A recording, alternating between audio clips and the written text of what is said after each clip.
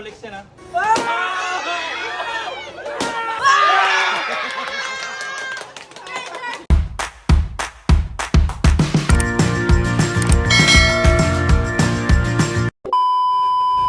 What's up guys? Kamusta? Ngayong araw nga pala yung graduation day ng isang kasamahan namin sa Makoy Bistro. Kaya lang, ayaw niya sabihin sa amin yung oras ng graduation niya.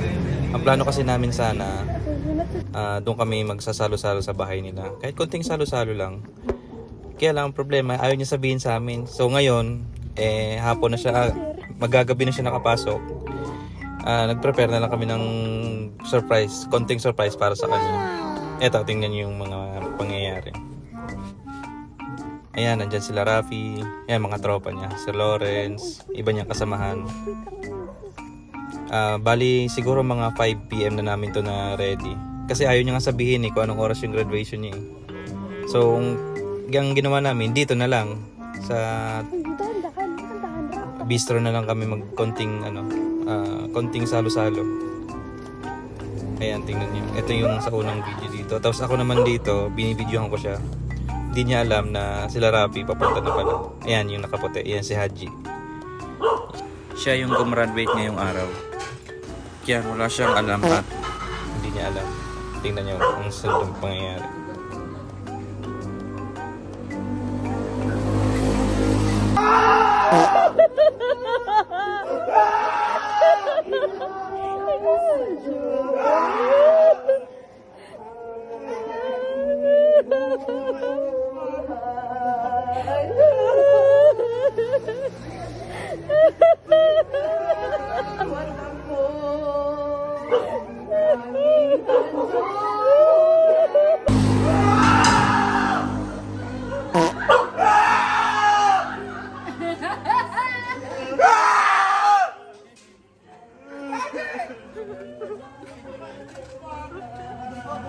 Balik.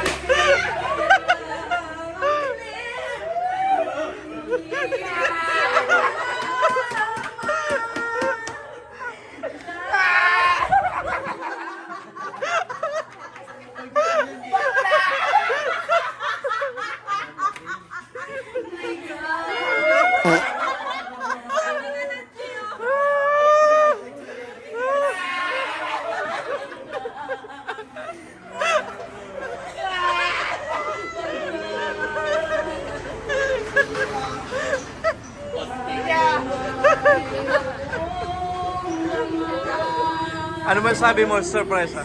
Sobrang nakakaya!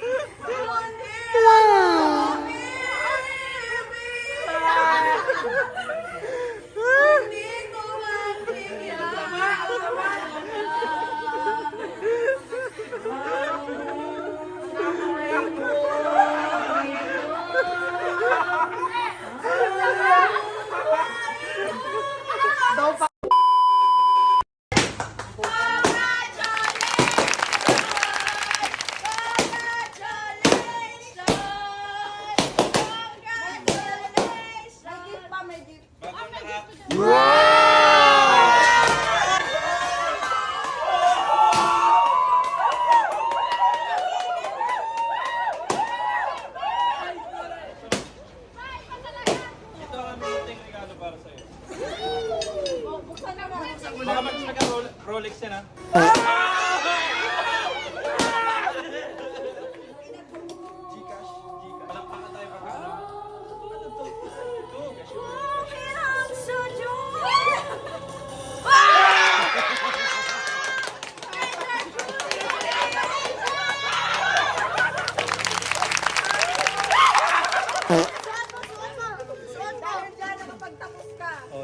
hotdog, di ba? Nakapagtag po!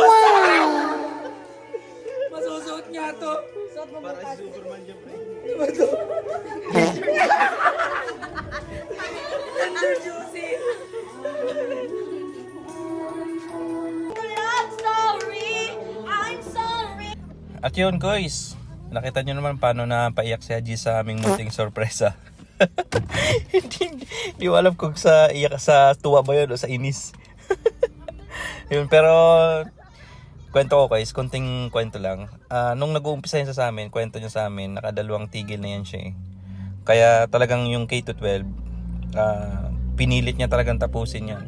Eh, kami, in-adjust naman namin yung oras niya para syempre, swak din naman sa oras niya, yung pasok sa school tsaka yung pasok sa trabaho.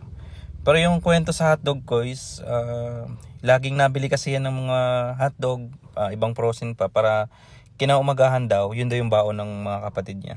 Wow. Kaya sa batang to, talagang ang Makoy Bistro, proud na proud sa kanya eh. Sa sipag at sa tiyaga lang din naman ang usapan.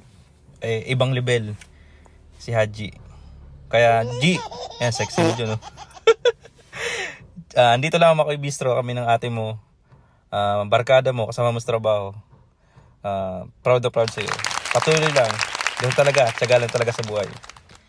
At kasama ng Makoy Bistro family, marami pa tayong swimming at outing na kuulayan.